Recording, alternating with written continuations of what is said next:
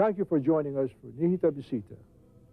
We start this evening's episode with this tiny little flag flying in the breeze in St. Peter's Square in the Vatican City in Rome. In 1985, more than 200 of the faithful carried this flag on a pilgrimage to Rome for a ceremony that very few people in all of Christendom have ever attended, the beatification of a person, the final step before sainthood. Considering the brutal manner in which the native population was treated by the Spaniards in the early history of Guam, it is a wonder indeed that 300 and some years later, Guam would be leading the movement to have a priest killed by their own ancestors elevated to sainthood, and that a son of Guam, Archbishop Felixberto Camacho Flores, would be the one to provide the impetus for the movement which had remained dormant for 300 years. In the days of conquest of new lands to enrich their national treasures, claiming new territories for one's country was accomplished by the planting of the cross. The sword of the conquistadors was inseparable from the cross of the clergy. In effect, on the one hand, the sword of the conqueror struck mightily to subjugate natives in the New World. This was followed, by the other hand, with a cross promising salvation. To put it in modern terms, it was a mission impossible for the priests. Despite the hostile atmosphere that prevailed during the early days of the Catholic mission, however, the missionaries succeeded in establishing a strong foundation for the Catholic faith and was to influence greatly the culture of Guam up to the present day. The superior of the mission that came to Guam in 1668, Father Luis de San Vitores, was born in Burgos, Spain, in 1627, and chose early in his life to become a Jesuit and to work in the new territories across the seas. He eventually succeeded in getting himself appointed to the mission in the Philippines, and after 2 years of traveling via Mexico and Guam, shown in red, he eventually reached the Philippines. He was astonished, however, that 150 years after Magellan's landing on Guam, there was no mission in the Marianas. Through his individual pleas to his family and the Crown in Spain, he was eventually authorized to establish a mission on Guam after 5 years in the Philippines.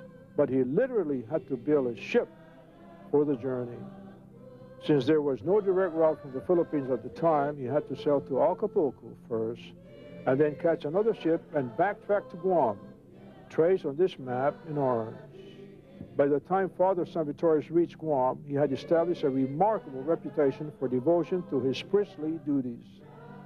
At every location he served, starting with his native Spain, however brief or lengthy the stay, he was asked not to leave by government and church officials, and above all by those he had introduced and converted to Catholicism. But he heard a calling from somewhere, and he would not rest until he answered that call. He endeared himself to the Chamorros in the Marianas by learning and speaking their language and humbling himself before them by performing all sorts of tasks of the commoners. He discarded the name Islas Ladrones in favor of Islas Marianas. He also named the various islands of the saints and gave Guam the name Isla de San Juan.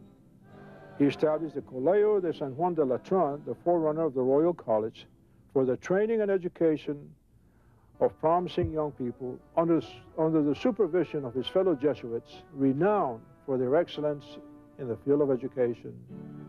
He traveled to neighboring islands under the most adverse conditions to bring the cross to the people. His success did not go unnoticed, and he had his enemies among the leaders in the local population. His life ended at the age of 45 years when he was killed by Chief Matapan for baptizing his daughter without his permission. By the time of his death, he was regarded so highly for his work as a Jesuit priest that the process for his beatification was started in Manila in 1672 and also in Toledo, Spain in 1688. When Father San Vitores realized that he was about to be killed by Matapan, he supposedly said these words, Si Diyos maasi Matapan, literally meaning, may God have mercy on you, Matapan. Significantly, the same expression today, Si Diyos maasi, still meaning, may God have mercy on you, is our way of saying thank you. That Father San Vitores continues to enjoy the affection and loyalty of the preponderance of the population of Guam tells us that our people are aware of the old saying, judge the man for his deeds and not by the misdeeds of others. No doubt you recognize that Aten has a Crystal, the name by which we know the song that the choir is singing, is in the background. Everyone knows that song. In fact, I have heard it in Mexico, in Central America, in South America, and in Baltimore. You see, the song that we know as Aten has a Crystal is known elsewhere in the world as Marcha Pontificia, the anthem of the Holy See, and it is played wherever the Pope goes.